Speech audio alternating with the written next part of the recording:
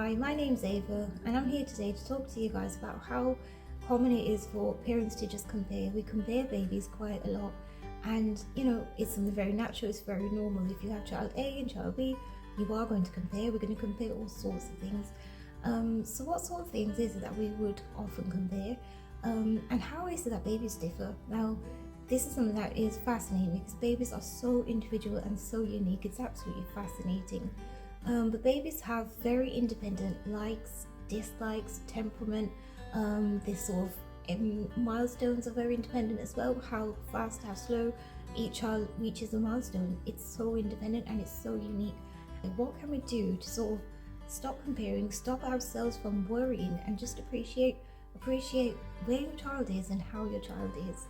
Now, something that I often use in my practice is an ENBO, which is a newborn observation. This is usually carried out up to 3 months corrected age. Now, I've done many of these now, I've done almost 5. However, each one is so independent, each one is so different. I can't say that there's many trends. All I can say is that each baby was so beautiful and so unique in its own little style. So yeah, what do we do exactly in an ENBO? I'll go through that just so it makes a bit of sense and it's a little bit more clear. An ENBO, we just use it's an observation of a newborn just to sort of understand what your child is trying to say to you, and it's something that anyone can do really. And I won't say it's a test, it's not an assessment, it's nothing like that. Sometimes we carry out specific tasks. However, sometimes it's just a conversation that you have with the parent, and a lot of the conversation can inform your ENBO. So I can just go through a couple of the things that the ENBO looks at. For instance, there's you pull the child to sit, so you hold the child by its hands in the sort of laying position, and you pull the child up to sit, just to see how well is the child able to sort of hold its head and just sort of like familiarize itself with its surrounding and adapt. How can a child habituate to light? How can a child habituate to sound? What does the child do to soothe themselves? How can a child transfer between different states? How can a child regulate between different states as well? It's absolutely fascinating. Totally love this part of my job. I think we're probably just working ourselves up a bit just by worrying so much. So rather than worrying, we can just take that time to just investigate, explore and appreciate your child's personality. What does your child like? What does your child not like? How does your child respond to you? Is there something that you can do a little bit different? Is there something that you're doing really well? All practice is good practice, and there might be some certain things that we can be critical about, but always celebrate your small wins. There's no harm in doing so. So definitely, I think if I'll go through one of the examples of my ENBO, it was with a child that was expected to be born at a very low weight just because mom had preeclampsia. Mom gave birth at 35 weeks. Baby was absolutely fine, didn't need much intervention at all.